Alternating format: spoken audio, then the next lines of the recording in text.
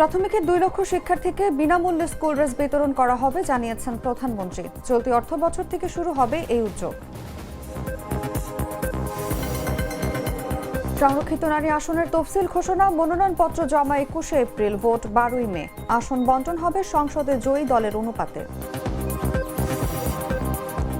সোনার ভরি আবার 2.5 লাখ ছাড়ালো, 22 ক্যারেটে প্রতি ভরি 6,590 টাকা বেড়েছে।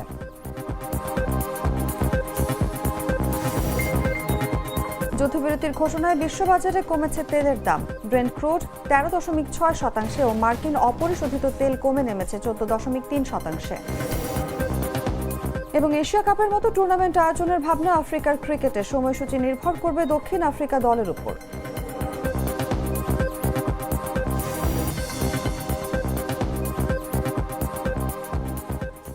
এতক্ষণ শুনছিলেন সংবাদ শিরোনাম। দর্শক, আমন্ত্রণ দুপুর 3টার সংবাদে। সঙ্গে আছি আমি অনুভা বিশ্বাস। Treat chocolate. Treat moment. Sweet moment. চলে যাচ্ছে বিস্তারিত খবরে। প্রাথমিক বিদ্যালয়ে 2 লক্ষ শিক্ষার্থীকে বিনামূল্যে স্কুল ড্রেস বিতরণ করা হবে বলে জানিয়েছেন প্রধানমন্ত্রী তারেক রহমান। বুধবার জাতীয় সংসদের প্রথম অধিবেশনে প্রশ্নোত্তর পর্বে সিরাজগঞ্জ 1 আসনের সংসদ সদস্য মোহাম্মদ সেলিম রেজার প্রশ্নের জবাবে একথা জানান প্রধানমন্ত্রী। জবাবে তারেক রহমান বলেন, বর্তমান গণতান্ত্রিক সরকার শিক্ষাকে জাতির শ্রেষ্ঠ বিনিয়োগ হিসেবে বিবেচনা করে এবং একটি গুণগত, জীবনমুখী ও অন্তর্ভুক্তিমূলক শিক্ষা ব্যবস্থা গড়ে তুলতে বদ্ধপরিকর। সরকার নির্বাচনী ইশতেহারে শিক্ষা খাতে বরাদ্দ পর্যায়ক্রমে জিডিপির 5% উন্নীত করার পরিকল্পনা ব্যক্ত করা হয়েছে। সে আলোকে শিক্ষা খাতে 43টি ক্ষেত্র চিহ্নিত করে স্বল্প, মধ্য ও দীর্ঘমেয়াদী পরিকল্পনা বাস্তবায়ন করা হচ্ছে। ইশতেহারে প্রাথমিক শিক্ষার মানোন্নয়নে বিশেষভাবে গুরুত্ব আরোপ করা হয়েছে। সেই লক্ষ্যে চলতি অর্থ বছরে সরকারি প্রাথমিক বিদ্যালয়ে 2 লক্ষ শিক্ষার্থীর মাঝে বিনামূল্যে স্কুল ড্রেস বিতরণ করা হবে। ত্রয়োদশ সংসদের সংরক্ষিত 50 নারী আসনে ভোটের তফসিল ঘোষণা করেছে নির্বাচন কমিশন। ঘোষিত তফসিল অনুযায়ী নির্বাচন কমিশন সচিবালয়ের রিটার্নিং কর্মকর্তার কাছে 21 এপ্রিলের মধ্যে মনোনয়নপত্র জমা দেওয়া যাবে। বাছাই 22 এপ্রিল ও 23 এপ্রিল এবং প্রত্যাহারের শেষ সময় 29 এপ্রিল এবং ভোট হবে 12 মে। বুধবার আগারগাঁওয়ে নির্বাচন ভবনে ইসির জ্যেষ্ঠ সচিব আক্তার আহমেদ এই তফসিল ঘোষণা করেন। প্রতীক বরাদ্দ হবে 30 এপ্রিল আর ভোট গ্রহণ হবে 12 মে। বিএনপি এবং তার জোট হচ্ছে 36টা। জামায়াতে ইসলাম এবং তার জোটের সাথে আছেন এনসিপি, বাংলাদেশ খেলাফত মজলিস এবং খেলাফত মজলিস, এনাদের 13টা। 6 জন স্বতন্ত্র প্রার্থী একজোট হয়ে ওনাদের জন্য একটা। আর ইসলামী আন্দোলন বাংলাদেশ এবং রুমিন ফারহানা ম্যাডাম এনারা বলেছেন যে ওনারা কোর্টে এককভাবেই থাকবেন, কোনো জোটে যাবেন না। সো 36, 13, 1 এই মিলিয়ে 50টার হিসাব। শেষ তারিখ হচ্ছে 21 এপ্রিল এবং এটা হচ্ছে নির্বাচন কমিশনের সচিবালয়ের ভবনে। মনোনয়নপত্র দাখিলের শেষ তারিখ হচ্ছে 21 এপ্রিল, এটা মঙ্গলবার। রিটার্নিং অফিসার মনোনয়নপত্র বাছাইয়ের জন্য 22 এবং 23 তারিখ এটা আপনার সময় দিয়েছেন, আমাদের এখানেই এটা হবে। আপিল আবেদন 26 তারিখ, এটা রোববার। যদি কেউ আপিল করেন তাহলে এটা আপিল নিষ্পত্তি 27-28 এপ্রিল। আপনারা এটা কপিটা দিয়ে দেবো যাতে আপনাদের জন্য নিতে। প্রার্থিতা প্রত্যাহারের শেষ তারিখ হচ্ছে আপনার 29 এপ্রিল। প্রতীক বরাদ্দ হবে 30 এপ্রিল আর ভোট গ্রহণ হবে। দেশের বাজারে সোনার দাম বাড়ানো হয়েছে। সবচেয়ে ভালো মানের বা 22 ক্যারেটের প্রতি ভরি সোনার দাম বাড়ানো হয়েছে 6,590 টাকা। এতে 1 ভরি সোনার দাম দাঁড়িয়েছে 2,52,409 টাকা। স্থানীয় বাজারে তেজাবি সোনার দাম বাড়ার পরিপ্রেক্ষিতে এই দাম বাড়ানো হয়েছে।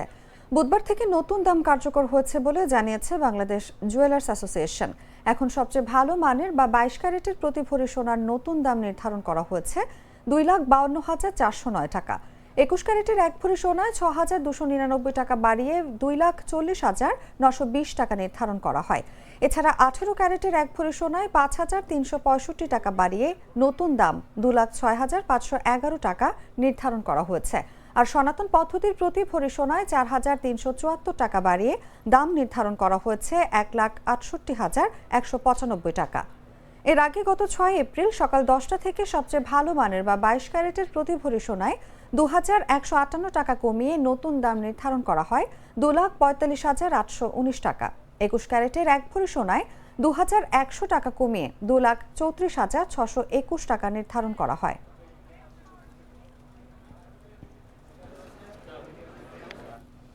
ইসলামী বিশ্ববিদ্যালয়ের নবনির্মিত ছাত্র হল 1-এর দ্বিতীয় তলায় অনুমোদনহীন মার্বেল টাইলস স্থাপনের ঘটনা ঘটেছে। বিষয়টি উত্থাপিত হওয়ার পর সংশ্লিষ্ট ঠিকাদারি প্রতিষ্ঠান পরিবর্তনের আশ্বাস দিয়েছে। তবে শিক্ষার্থী ও শিক্ষকরা উদ্বেগ প্রকাশ করেছেন। সাইট পরিদর্শনে দেখা গেছে লিফটের সামনের দেয়ালে টাইলস লাগানো হলেও সাময়িকভাবে কাজ বন্ধ থাকায় হল হস্তান্তর বিলম্বিত হচ্ছে। ইলেকট্রনিক সাইটও চালু হয়নি। আলফিক অ্যান্ড ল বিভাগের শিক্ষার্থী মাসুদ হোসেন জানান, অননুমোদিত টাইলস শিক্ষার্থীদের জন্য ঝুঁকি তৈরি করতে পারে। হল 1 ম্যানেজার মোহাম্মদ আব্দুস সামাদ বলেন, টাইলসের আংশিক অনুমোদন ছিল, প্রকৌশল অফিস পছন্দ না করায় পরিবর্তনের সিদ্ধান্ত নেওয়া হয়েছে। বিশ্ববিদ্যালয়ের ভারপ্রাপ্ত প্রধান প্রকৌশলী শরীফ উদ্দিন বলেন, টাইলস অনুমোদন ছাড়া স্থাপন করা হয়েছিল, আমরা সরানোর ব্যবস্থা করেছি। বিশ্ববিদ্যালয় কর্তৃপক্ষ জানায়, সাধারণ টাইলস মার্বেলের তুলনায় দীর্ঘস্থায়ী ও রক্ষণাবেক্ষণ সহজ। উপাচার্য অধ্যাপক ডক্টর নকিব মোহাম্মদ নসরুল্লাহ সমস্যার দ্রুত সমাধান নিশ্চিত করবেন। টাইলসের ব্যাপারে ওটা তো অনুমোদন ছিল না, আমরা টেস্ট স্বরূপ লাগাইছিলাম, লাগানোর পরে অফিস লাইক করি নাই, সেটা রিটার্ন দিয়েছি। আমাদের কর্তৃপক্ষ, মালিক কর্তৃপক্ষ রিটার্ন দিয়েছে। এটা পছন্দ হয় নাই, প্রকৌশলী অফিস পছন্দ করি নাই। তাই প্রথম পর্যায়ে আংশিক অনুমোদন ছিল, আংশিক অনুমোদন থাকার পরে লাগানোর পরে চয়েস হলো না চয়েস হওয়ার কারণে সেটা রিটার্ন চলে গেল। প্রাণ কফি ক্যান্ডি, কররা কফি, কঠিন স্বাদে। হাইকে বলো বাই। জানাবো আন্তর্জাতিক সংবাদ।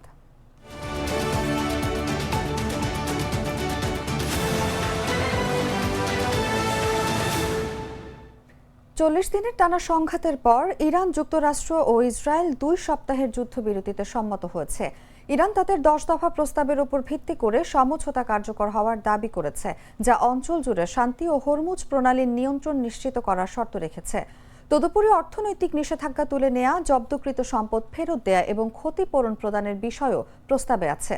যুক্তরাষ্ট্র ও ইসরায়েলও যুদ্ধবিরতিতে স্বীকৃতি দিয়েছে, তবে লেবাননের ক্ষেত্রে শর্তাবলী নিয়ে বিভ্রান্তি রয়ে গেছে। এই পরিস্থিতিতে যুদ্ধবিরতি কি স্থায়ী শান্তি সূচনা নাকি কেবল সাময়িক বিরতি, তা আন্তর্জাতিক মঞ্চে আলোচনার বিষয় হয়ে দাঁড়িয়েছে। বিস্তারিত জাগো ডেস্ক রিপোর্টে। 40 দিনের টানা সংঘাত, একের পর এক হামলা, শেষমেশ এক নাটকীয় মোড়। ইরান, যুক্তরাষ্ট্র ও ইসরায়েল অবশেষে যুদ্ধবিরতিতে সম্মত হয়েছে। তবে এই যুদ্ধবিরতি ঘিরে তৈরি হয়েছে নতুন প্রশ্ন। এটি কি সত্যিকারের শান্তির সূচনা নাকি আরও বড় কিছুর আগামী ইঙ্গিত? প্রায় 1.5 মাসের এই সংঘাত শেষে ইরানের জাতীয় নিরাপত্তা কাউন্সিল দাবি করেছে শত্রুপক্ষ স্পষ্টভাবে পরাজিত হয়েছে এবং তাদের শর্ত মেনে যুদ্ধবিরতি কার্যকর হয়েছে। ইরানের পক্ষ থেকে দেয়া 10 দফা প্রস্তাবই এখনই সমঝোতার কেন্দ্রবিন্দু। প্রস্তাবে বলা হয়েছে, ইরাক, লেবানন ও ইয়েমেনে সব ধরনের যুদ্ধ বন্ধ করতে হবে, ইরানের বিরুদ্ধে যে কোনো সামরিক আগ্রাসন স্থায়ীভাবে বন্ধ রাখতে হবে এবং পুরো অঞ্চলের সংঘাতের অবসান ঘটাতে হবে। পাশাপাশি কৌশলগতভাবে গুরুত্বপূর্ণ হরমুজ প্রণালীর উপর ইরানের নিয়ন্ত্রণ বজায় রাখার কথাও স্পষ্টভাবে উল্লেখ করা হয়েছে, যদিও সেখানে আন্তর্জাতিক নৌ চলাচলের নিরাপত্তা নিশ্চিত করতে আলাদা প্রোটোকল গঠনের কথাও বলা হয়েছে।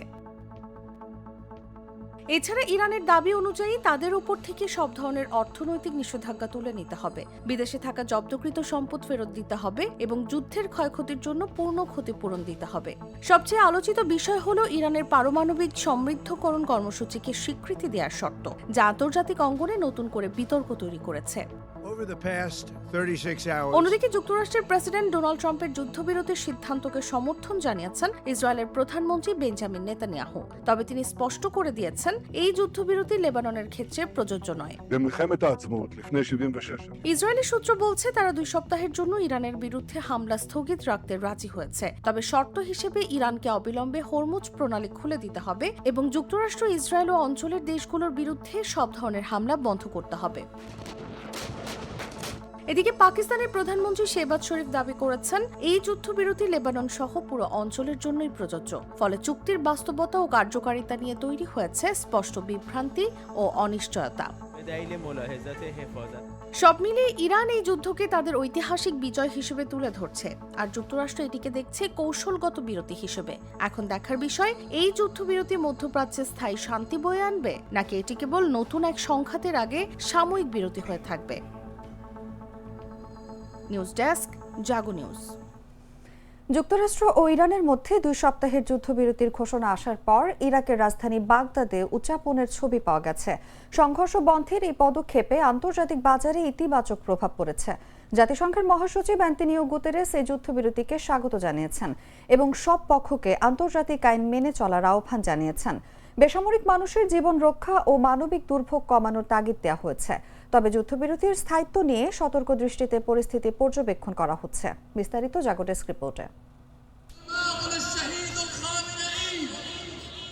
যুক্তরাষ্ট্র ও ইরানের মধ্যে 2 সপ্তাহের যুদ্ধবিরতির ঘোষণা আসার পর ইরাকের রাজধানী বাগদাদে উদযাপনের খবর পাওয়া গেছে। যুদ্ধ চলাকালে ইরানপন্থী সশস্ত্র গোষ্ঠী এবং মার্কিন বাহিনীর পারস্পরিক হামলার কারণে ইরাক সরাসরি সংঘাতে জড়িয়ে পড়ে। মঙ্গলবার রাতে যুদ্ধবিরতির ঘোষণা দেওয়ার ঠিক আগে ইরাকি কর্মকর্তারা জানান, দেশজুড়ে হামলায় অন্তত 7 জন নিহত হয়েছেন, যার মধ্যে 2 শিশু রয়েছে। ইরান ও যুক্তরাষ্ট্রের মধ্যে যুদ্ধবিরতির ঘোষণার পর আন্তর্জাতিক বাজারে ইতিবাচক প্রভাব পড়েছে।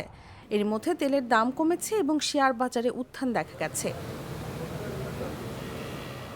ইকোনমিস্ট ইন্টেলিজেন্স ইউনিটের বিশ্লেষক অ্যালেক্স বলেন, বাজারে স্বস্তি ফিরলেও যুদ্ধবিরতি কতটা টেকসই হবে তা নিয়ে এখনও অনিশ্চয়তা রয়েছে। এদিকে জাতিসংঘ মহাসচিব অ্যান্টোনিও গুতেরেস যুক্তরাষ্ট্র ও ইরানের মধ্যে ঘোষিত 2 সপ্তাহের যুদ্ধবিরতিকে স্বাগত জানিয়েছেন। জাতিসংঘের মুখপাত্র এক বিবৃতিতে জানান, মহাসচিব সব পক্ষকে আন্তর্জাতিক আইন মেনে চলা এবং যুদ্ধবিরতির শর্তগুলো পালন করার আহ্বান জানিয়েছেন, যাতে এই পদক্ষেপটি ভবিষ্যতে একটি স্থায়ী ও ব্যাপক শান্তির পথ তৈরি করতে পারে। তিনি আরো বলেন, বেসামরিক মানুষের জীবন রক্ষা এবং মানবিক দুর্ভোগ কমাতে শত্রুতা অবসান জরুরি। They can turn a blind eye to international human rights conventions or the decisions of international courts. এছাড়া জাতিসংঘ মহাসচিবের ব্যক্তিগত দূত বর্তমানে ওই অঞ্চলে অবস্থান করছেন এবং স্থায়ী শান্তি প্রতিষ্ঠার প্রচেষ্টায় সহায়তা করছেন বলে নিশ্চিত করা হয়েছে। এই যুদ্ধবিরতিকে ঘিরে আন্তর্জাতিক মহলে স্বস্তি দেখা গেলেও এর স্থায়িত্ব ও বাস্তবায়ন নিয়ে এখনও সতর্ক দৃষ্টিতে পরিস্থিতি পর্যবেক্ষণ করা হচ্ছে।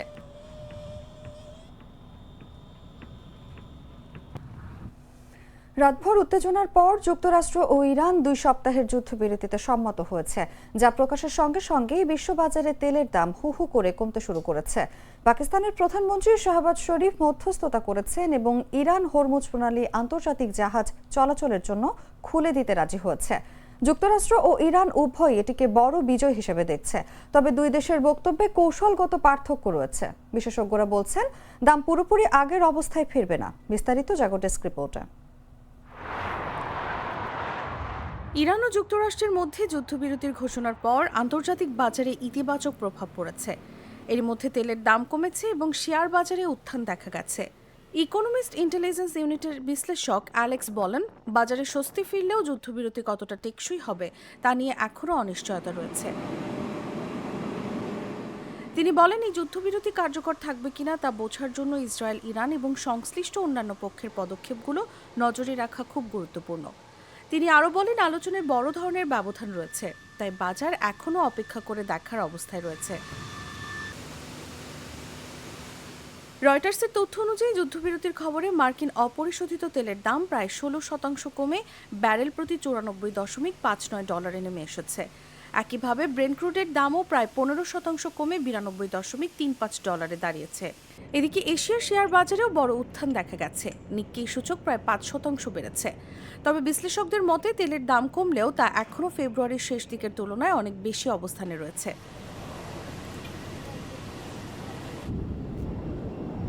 দুধার চকলেটে একাকার হয়ে ওঠা প্রাণ লেয়ার সম্পর্কের মিষ্টি ম্যাজিক। সংবাদ শেষ করব খেলার খবর জানিয়ে।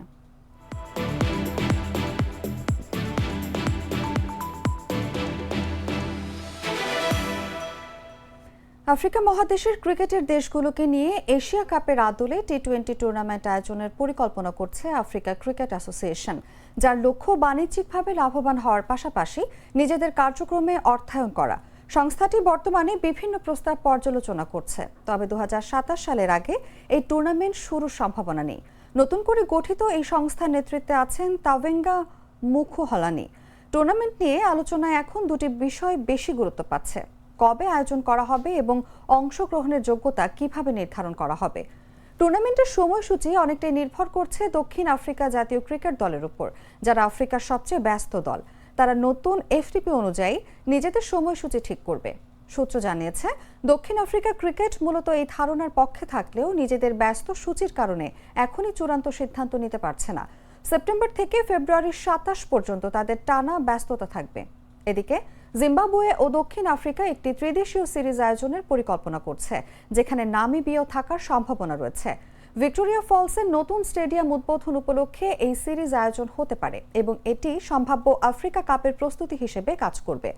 চলতি বছরের আগস্টে সিরিজটি অনুষ্ঠিত হতে পারে এবং ওয়ানডে বিশ্বকাপকে সামনে রেখে সেটি ওয়ানডে ফরম্যাটে খেলা হতে পারে। এর আয় থেকে কিছু অংশ আফ্রিকান ক্রিকেট অ্যাসোসিয়েশনের তহবিলে যোগ হবে। সাম্প্রতিক সময়ে দক্ষিণ আফ্রিকা, জিম্বাবুয়ে ও নামিবিয়ার মধ্যে ক্রিকেট সহযোগিতা বেড়েছে। 2025 সালে দক্ষিণ আফ্রিকা জিম্বাবুয়েতে টেস্ট সিরিজ খেলেছে এবং নামিবিয়াতেও ম্যাচ আয়োজন করেছে।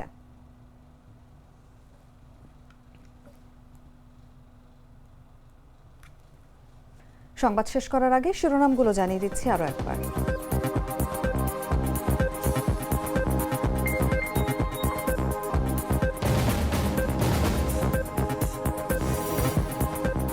প্রাথমিকের 2 লক্ষ শিক্ষার্থীকে বিনামূল্যে স্কুল ড্রেস বিতরণ করা হবে জানিয়েছেন প্রধানমন্ত্রী। চলতি অর্থ বছর থেকে শুরু হবে এই উদ্যোগ। সংরক্ষিত নারী আসনের তফসিল ঘোষণা, মনোনয়নপত্র জমা 21 এপ্রিল, ভোট 12 মে। আসন বন্টন হবে সংসদে জয়ী দলের অনুপাতে। সোনার ভরি আবার 2.5 লাখ ছাড়ালো, 22 ক্যারেটে প্রতি ভরি 6,590 টাকা বেড়েছে।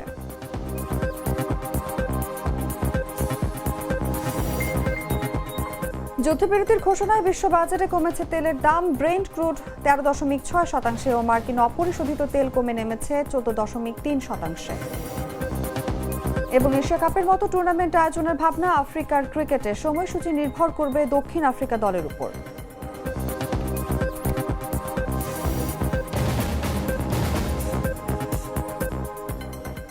দর্শক, এই ছিল এখনকার মতো। এরপর বিকেল 5টায় দেখবেন দেশজুড়ে সংবাদ। প্রতি মুহূর্তে সর্বশেষ খবর জানতে ভিজিট করুন jagonews24.com। ফলো করুন আমাদের ভেরিফাইড ফেসবুক পেজ এবং সাবস্ক্রাইব করুন জাগো নিউজের ইউটিউব চ্যানেল। ধন্যবাদ সবাইকে।